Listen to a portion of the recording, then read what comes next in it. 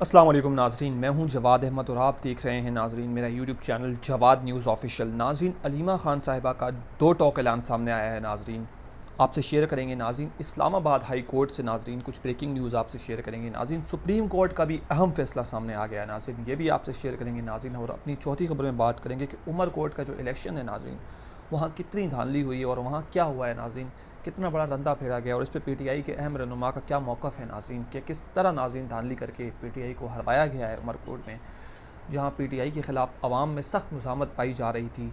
वहाँ पे फॉर्म 47 के ज़रिए किस तरह जो है ना रिगिंग इलेक्शन करके नाज़रीन जितवाया गया नाज़रीन पाकिस्तान पीपल्स पार्टी को। नाज़रीन, ये आपसे सब शेयर करेंगे नाज़रीन। आगे बढ़ने से कबल हमारे चैनल को सब्सक्राइब कीजिए और नाज़रीन हमारी वीडियो को लाइक ज़रूर कीजिए नाज़रीन। तो स्टार्ट करते हैं नाज़रीन। सबसे पहले नाज़रीन, आज जैसा कि आपको पता है कि अलीमा खान साहिबा जो कि एक अदालती अहकामात के बाद नाज़रीन अडयाला जेल अपने भाई से मुलाकात 3 दफ़ा करने गई नाज़रीन, उनकी मुलाकात नहीं करवाई गई नाज़रीन, और तौहीन अदालत भी लगाई, तौहीन अदालत बनती है नाज़रीन वैसे जजेस के ऑर्डर के ख़िलाफ़ नाज़रीन। तो उसकी जो रिट दरख्वास्त करने वो अदालत आई नाज़रीन। तो नाज़रीन, एहतशाम कियानी सहाफ़ी हैं, वो कहते हैं कि ब्रेकिंग न्यूज़, इमरान खान की बहनें अलीमा खान और उज़्मा खान भी इस्लामाबाद हाई कोर्ट पहुँच गई। अलीमा खान और इमरान खान से इस्लामाबाद हाई कोर्ट के कायम मकाम चीफ जस्टिस की सरबराही में लार्जर बेंच के हुक्म के बावजूद इमरान खान से मुलाकात न कराई गई, जिस पर तौहीन अदालत की दरख्वास्त थी नाज़रीन। अच्छा, अलीमा खान साहिबा का कहना है कि अलीमा खान साहिबा जैसी अदालत आई तो जो चीफ जस्टिस साहब हैं, जस्टिस सरफराज रोगर साहब, जिनसे वो मिलने या जिनसे वो केस लगवाने आई थी, वो पिछले दरवाजे से फ़रार हो गए नाज़रीन। ये अलीमा खान साहिबा का मौक़िफ़ है जो उन्होंने बाहर आके बताया कि वो इस्लामाबाद हाई कोर्ट पहुँचती हैं तो पीछे से जो है नाज़रीन वो जज साहब चले गए। और नाज़रीन जज साहब के जो पीछे नाज़रीन उनके सेक्रेटरी थे, उनसे उनकी मुलाकात हो गई नाज़रीन, उनसे मुलाकात उनकी हुई। और नाज़रीन, अलीमा खान साहिबा ने आज ये बड़ा अहम बात की है नाज़रीन, बड़ी अहम नाज़रीन एक बयान, बड़ा बयान बल्कि सामने आया अलीमा खान साहिबा का, कि जज साहिबान के पास अगर मुलाकात नहीं हुई तो अदालत के बाहर बैठेंगे। यानी जज साहब के जो ऑर्डर्स हैं उसके उनके बाद भी हमारी मुलाकात नहीं हो रही जिस तरह, तो हम अदालत के बाहर बैठेंगे। आइंदा इमरान खान के नामज़द करदा वकला के अलावा कोई भी अंदर गया तो हम इसको रोकेंगे, उसे अंदर नहीं जाने देंगे। नाज़रीन, अलीमा खान साहिबा ने नाज़रीन जो डाउट है नाज़रीन उन पे जो है ना बिजलियाँ गिरा दी हैं नाज़रीन। अलीमा खान साहिबा का ये कहना था कि आज के बाद हम इस पर बड़ी कड़ी नज़र रखेंगे, जो वकला हैं जिस दिन उनकी मुलाकात का दिन होगा वही मुलाकात करने जाएँ, क्योंकि जब वो कॉन्स्टिट्यूशनल आइनी मामलात में इमरान खान साहब से नाज़रीन डिस्कशन करते हैं, उनका व्यू जानते हैं, उनसे इंपॉर्टेंट हदायत लेते हैं, तो नाज़रीन जो सियासतदान है सारा टाइम यूटिलाइज़ करते हैं। और नाज़रीन शायद इनको इंटेंशनली होता है या इन्हें भेजा जाता है ये तो नहीं पता, लेकिन नाज़रीन ये पूरी जो मुलाकात है नाज़रीन उनको ख़राब करने में नाज़रीन इनका बड़ा किरदार होता है। नाज़रीन, आपको इसके साथ साथ अपनी दूसरी खबर की तरफ बढ़ते हैं नाज़रीन।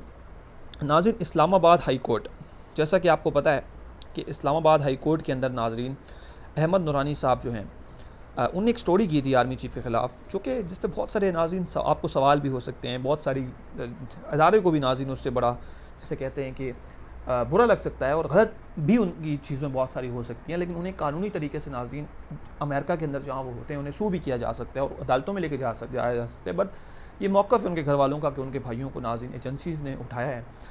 नाज़रीन, दिलचस्प और हैरान मुकन मुकालमा आपसे शेयर करते हैं। सहाफ़ी अहमद नूरानी की इस्लामाबाद से 2 लापता भाइयों के अगवा के दर्ज FIR के हुसूल की वालदा की दरख्वास्त पर समाअत।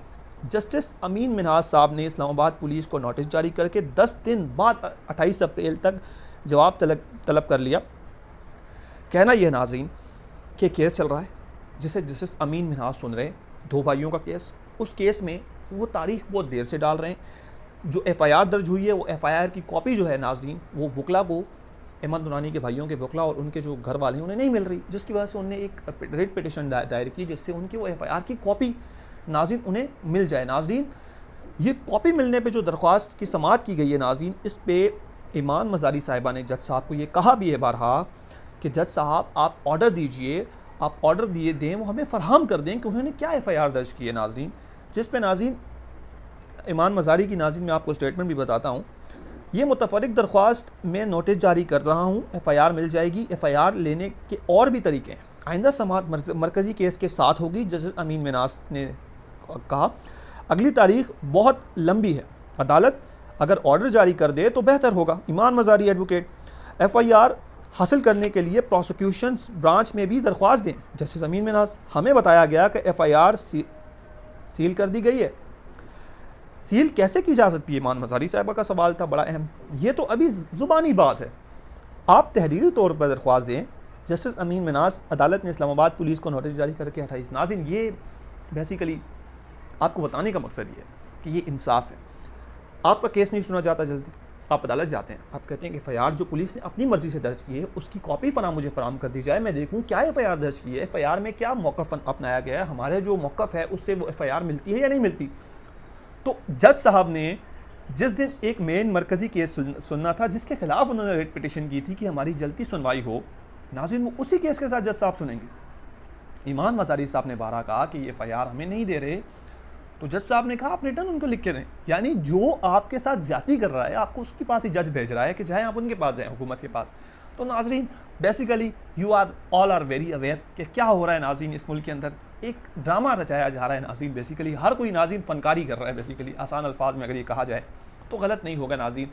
और ये नाज़रीन एक और बहुत बहुत बड़ा जुल्म और ज़्यादती है कि उस माँ की जिसकी लगभग 1 महीना होने को है, बच्चे अफवाह हैं, उसे कुछ पता नहीं हो नाज़रीन, उसकी सुनवाई भी नहीं हो रही, बार बार केस उसी जज के सामने चला जाता है। और आपने एक चीज़ नोट की होगी कि जो कानून पसंद जजेज़ हैं, 26वीं आईनी तरमीम के बाद जो न्यूली अपॉइंटेड जजेज़ हैं, तमाम अहम केसेस उनके पास जा रहे हैं। और जो पुराने जजेज़ हैं जो ऑर्डर देते थे तो उस पर अमल करवाते थे और एक तगड़े ऑर्डर्स उनके होते थे, उनके पास केसेस नहीं जा रहे। तो ये भी एक बड़ा अहम नुक्ता है नाज़रीन। इसके साथ साथ सुप्रीम कोर्ट से भी नाज़रीन अहम खबर आपसे शेयर करते चलते हैं। नाज़रीन सुप्रीम कोर्ट के अंदर नाज़रीन जिस तरह आपको पता है कि 9 मई के केसेस चल रहे थे नाज़रीन, 9 मई मुल्ज़िमान की मुकदमात का 4 माह में फैसला करने का तहरीरी हुक्मनामा जारी हो गया नाज़रीन। चीफ जस्टिस ने दोनों फरीकैन को चैम्बर तलब करने के बाद फैसला जारी कर दिया।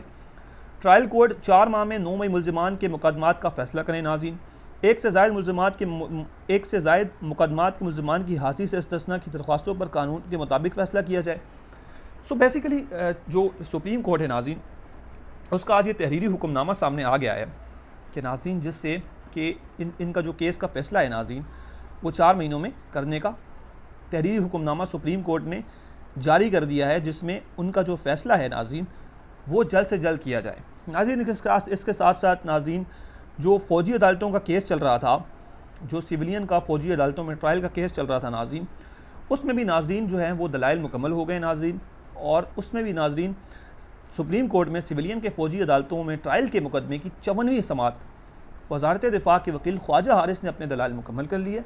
अटॉर्नी जनरल 28 अप्रैल को दलाइल देंगे, जिसके बाद फ़ैसला आ सकेगा नाज़रीन। 28 अप्रैल को ये समात जो है कंक्लूड हो सकती है नाज़रीन। इसका फ़ैसला भी नाज़रीन 28 तारीख को नाज़रीन बिल्कुल आने की कभी उम्मीद है नाज़रीन। और इसके साथ साथ आपको ये बताते चलें कि कल उमर कोर्ट के अंदर इलेक्शंस थे।